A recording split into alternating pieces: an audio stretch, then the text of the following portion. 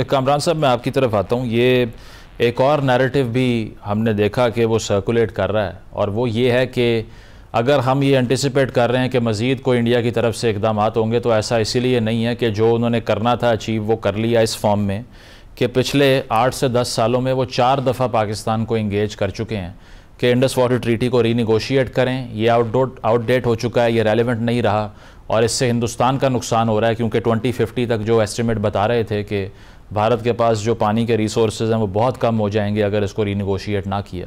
तो आपको लगता है कि देवर वेइंग इन, वो वेट कर रहे थे पहले ही कि इस तरह का कोई वाक़या अगर होता है तो उसका जो एंड अचीव करना था वो यही था कि जो इंडस वाटर ट्रीटी है उसको अबेंस में डाला जाए, जो कि फिल फॉर कर दिया गया इस वाक़े के बाद? देखिए, मैं नहीं समझता कि इस तरह के इकदाम जो हैं वो प्लान करके किए जाते हैं। ये वाकया जो है अचानक आया है। भारत की ट्रेजेक्ट्री देखें।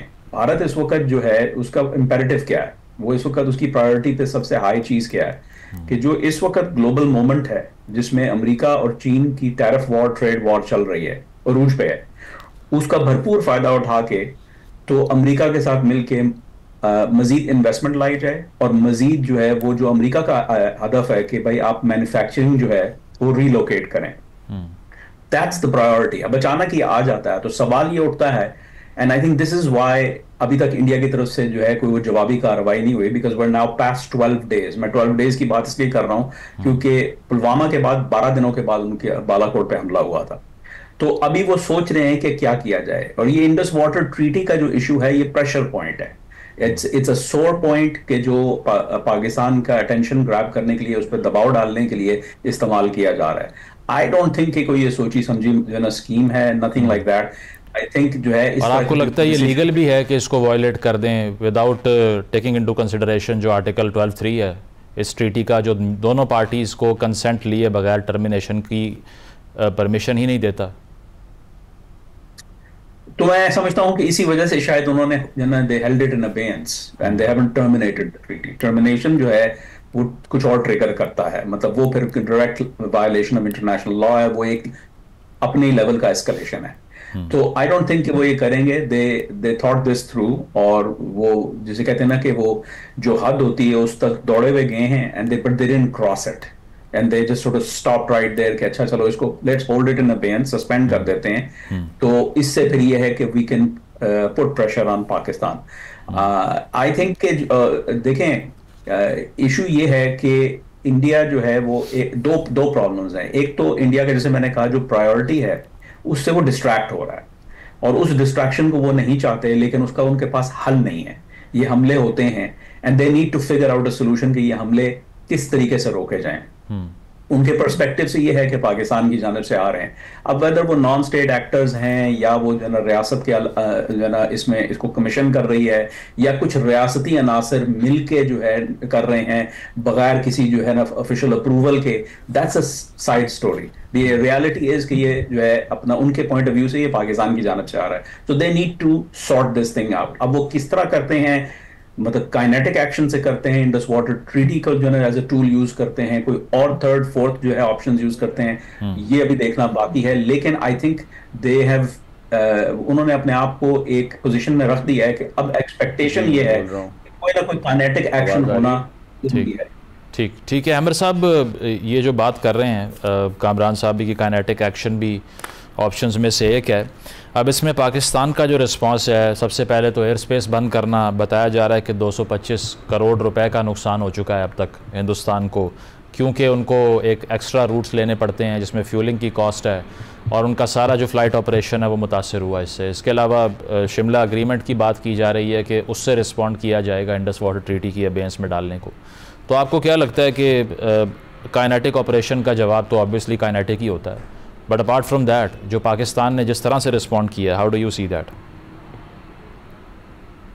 आई थिंक जी, मैं इस रिस्पांस को देखता हूँ एज अ प्रोपोर्शनैलिटी के प्रिंसिपल्स को फुलफिल करता है। यानी जिस लेवल का उनकी जानिब से एक्शन किया गया, coercive measures without involving use of force, उसी नौयत का कोर्सिव एक्शन पाकिस्तान ने किया इन द एक्ट ऑफ रिटॉर्शन या रिप्राइजल, और उसकी भी प्रोपोर्शनैलिटी का फ्रेमवर्क वो है।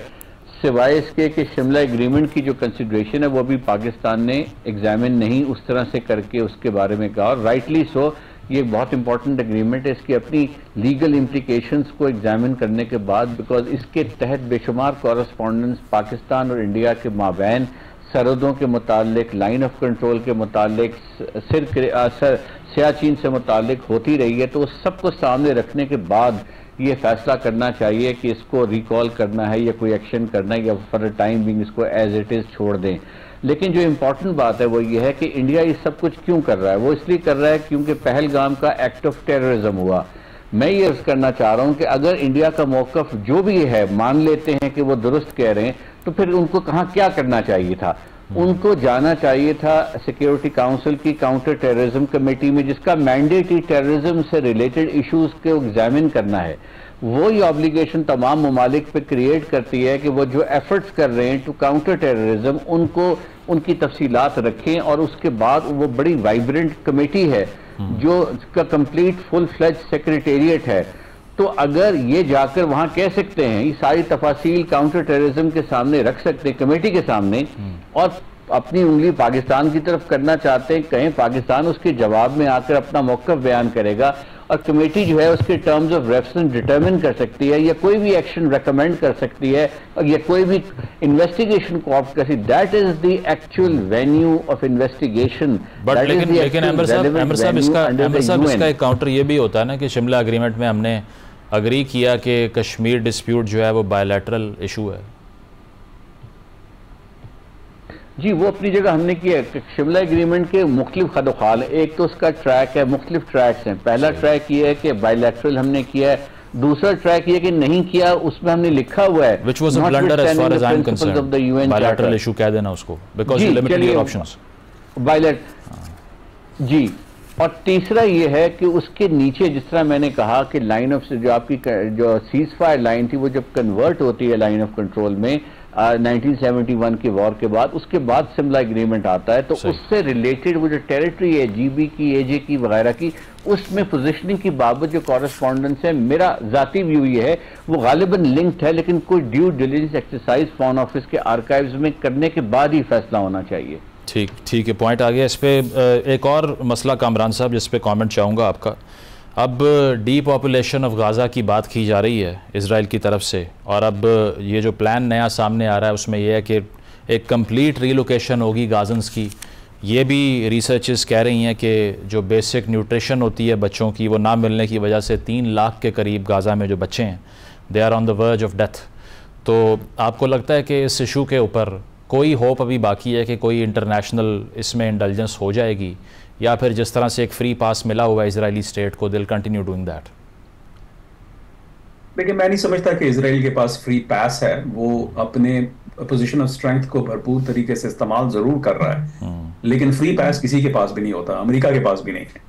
अच्छा, देखिए, सवाल ये होता है कि ये जो डीपॉपुलेशन, रीलोकेशन या जो भी जो है ना ये मतलब डिस्क्राइब किया जाता है जिस भी एडजेक्टिव के साथ, सवाल ये होता है कि ये जाएंगे कहाँ पे, मतलब आप कहाँ इनको लेके जाएंगे, कौन सा मुल्क इनको लेने के लिए तैयार है?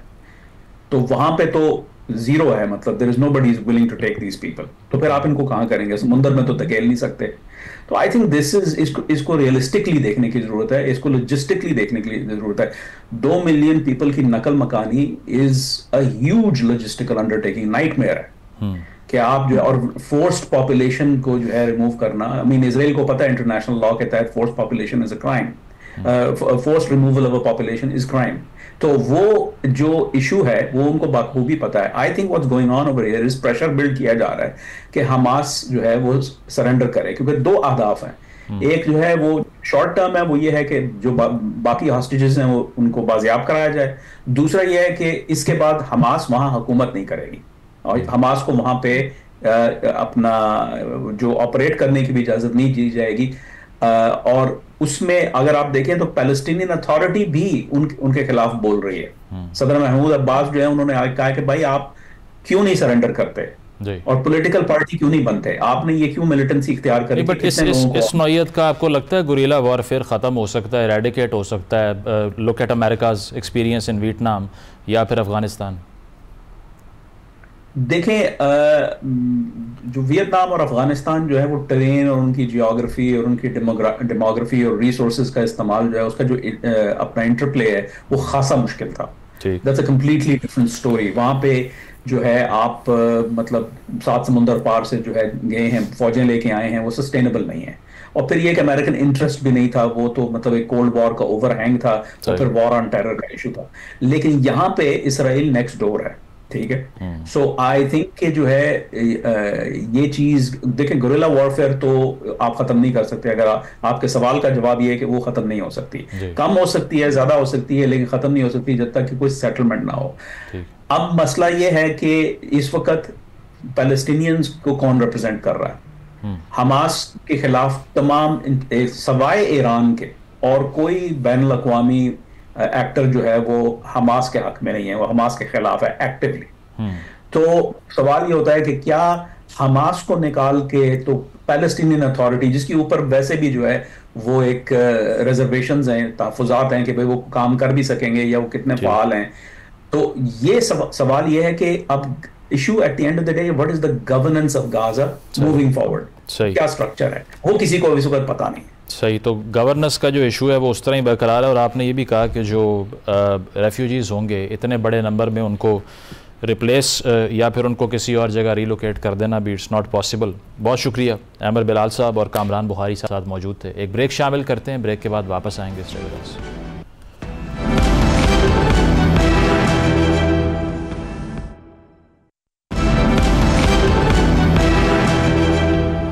नाज़रीन, प्रोग्राम आपने मुलाहिज़ा किया, फीडबैक ज़रूर दीजिएगा, इजाज़त दीजिए, अल्लाह हाफ़िज़।